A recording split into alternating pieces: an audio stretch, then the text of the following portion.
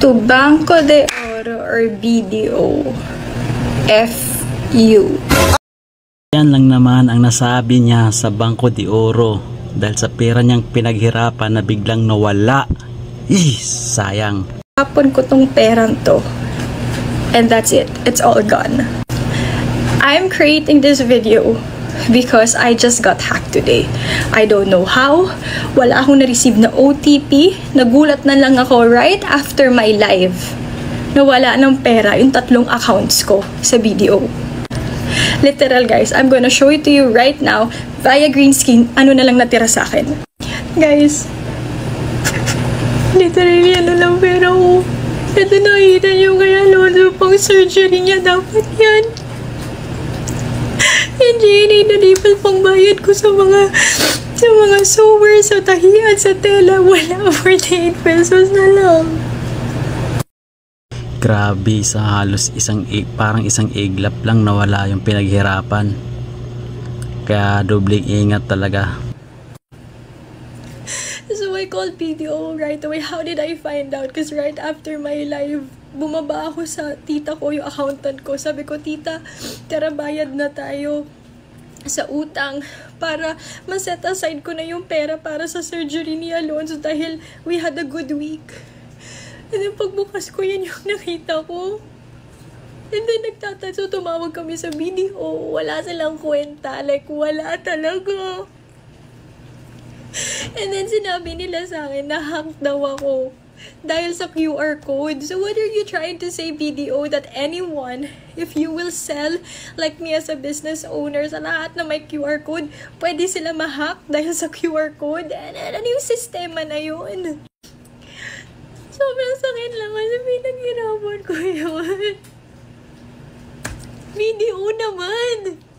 Anong klase? So anyone can just hack. And here is the funny part pa. Sinabi daw nila, nag-access daw ako ng link, nag-access ako ng BDO OTP. Paano? I was with Alonzo the whole afternoon. We were at Robinson's Antipolo. We were riding the train.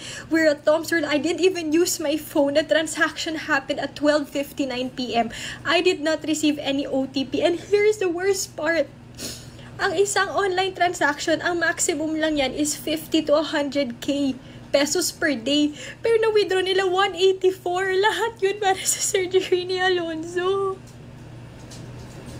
Can you imagine 184,000 or rather 89 pa 200k na.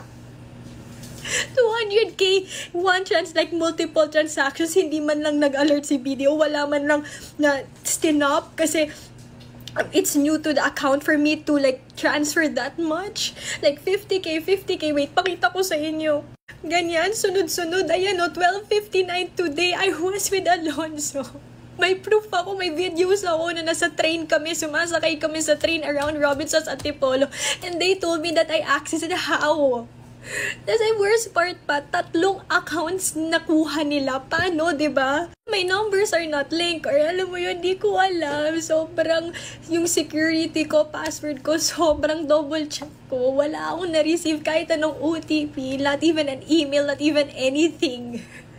Tapos, sinabihan pa nila ako, yung customer service ng BDO, na bakit hindi man lang daw ako nag-react sa BDO alert. Sa akin lang, ano ba, hindi ko naman tinitignan yung notification ko. I was with my son, malay ko ba? So, may nagte-text man dyan.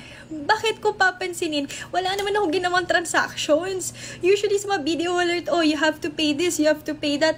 For me, I didn't care because I wasn't due for anything or I didn't even make any transactions. Can't you imagine? One day, anong klaseng security system meron kayo, BDO? One day, 189,000? Oh God, pinaghirapan ko yun. The surgery is due this weekend.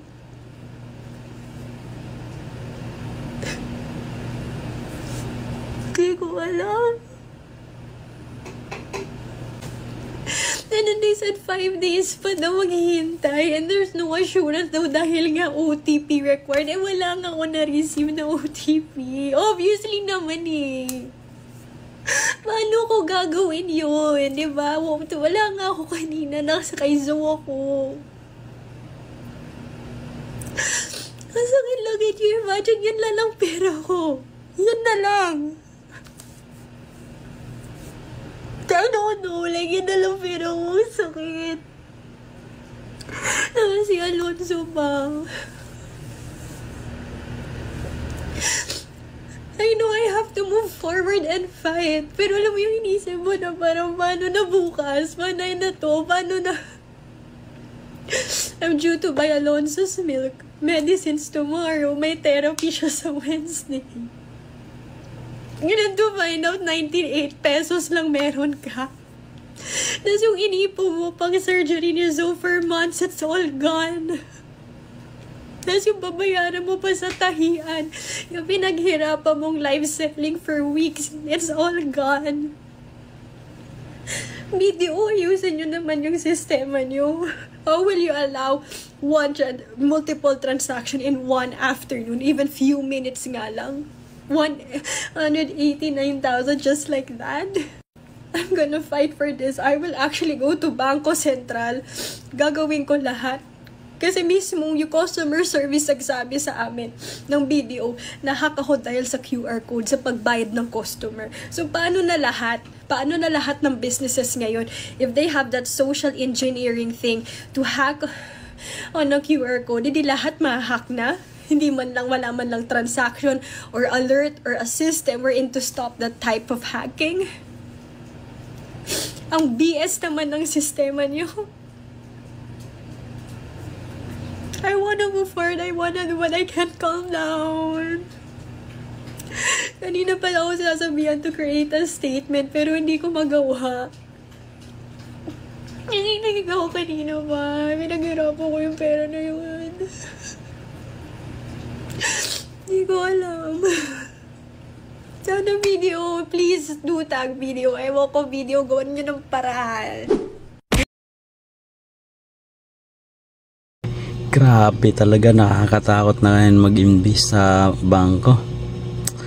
Buti na lang ako, walang pera na ganun kalaki. Pero sa iba, di ba, nakakatakot.